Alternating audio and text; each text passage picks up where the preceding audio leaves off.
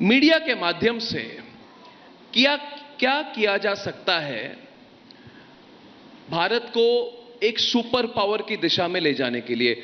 मुझे लगता है कि आज से 10 साल बाद अगर हम दोनों अगर बात करें तो आई एम क्वाइट श्योर, आप श्योर हैं 2032 में we will be a super power. आपने देखा होगा जो एक अखबार थी यूके की, मैं नाम नहीं लेना चाहता, जो हर दिन एंटी इंडिया हेडलाइन लगाती है, उसने परसों लिखा है कि Bharat is destined to be a super power. आपने देखा होगा 2 दिन पहले।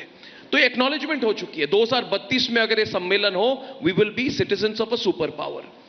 What can the media do in that direction? What is your view?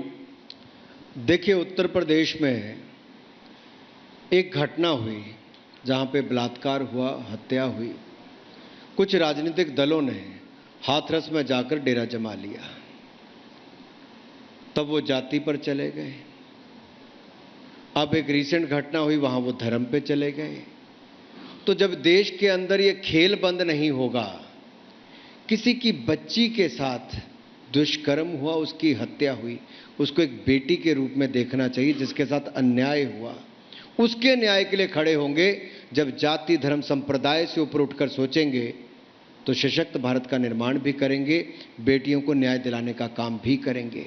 लेकिन आपके अपने शासित राज्य में जब वो अपराध होता है तो आप आंखें बंद कर लेते हो और दूसरी जाकर हल्ला बोल करते हो।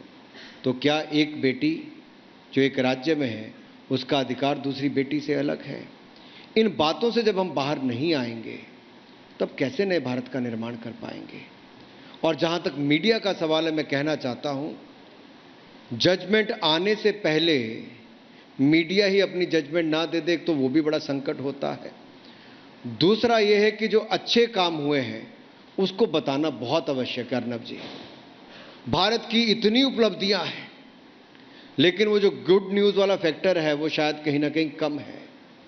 ब्रेकिंग न्यूज़ पे ज़्यादा बल दिया जाता है जहां पर रेटिंग्स और आए, जबकि सही बात यह है कि देश के बहुत सारे लोग अच्छी खबर भी सुनना चाहते हैं, जानना चाहते हैं किस योजना का क्या लाभ मिलेगा।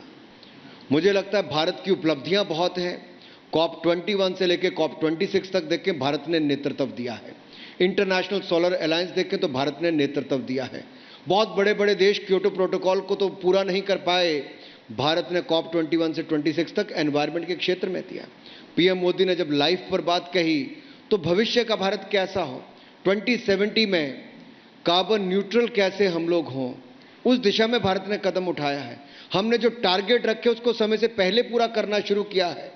ये आज के भारत के लिए और भविष्य के भारत के लिए किया है, और दुनिया में अपना योगदान भारत ने पहले से ज़्यादा बढ़ाया है।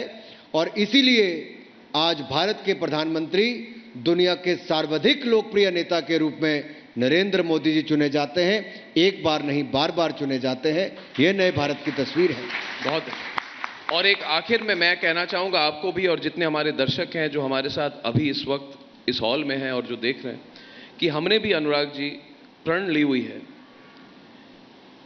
कि अगले 2 साल में हम हर भारतीय भाषा में Republic Bharat, Republic media network Bharat की हर भाषा में ब्रॉडकास्ट करेगा और पब्लिश करेगा। और दूसरी बात, हमारी जो सबसे बड़ी प्रण है, जो it is my cause to the nation, what we want to do for the world, Bharat की भूमि से 2024 तक कुछ भी हो, we will create a global news organization from the soil of India। Bharat की भूमि से भारतीय टैलेंट, भारतीय टेक्नोलॉजी, भारतीय सोच, भारतीय कल्चर को पूरे विश्व में ले जाने के लिए हम भी प्रण लेते हैं इस फोरम में कि Republic will be the first organization to create a large global news organization but with its heart and center in India। मैं तो इतना ही कहूंगा, आपका धन्यवाद दूंगा कि जो राष्ट्रीय चैनल वो क्षेत्रीय और अंतर्राष्ट्रीय बिल्कुल दोनों दिशा में आगे बढ़ रहा है। दोनों दिशा। You may be one of the channels which is a national channel going regional and international both at the same time। My best wishes to you and your group। एक बार फिर आपने सम्मेलन किया और नेशन फर्स्ट इस theme को रखकर किया है, इसके लिए आपको और आपके पूरे ग्रुप का बहुत आभार। बहुत अच्छा लगा आपसे बात करके। Thank you Anurag ji, thank you very much.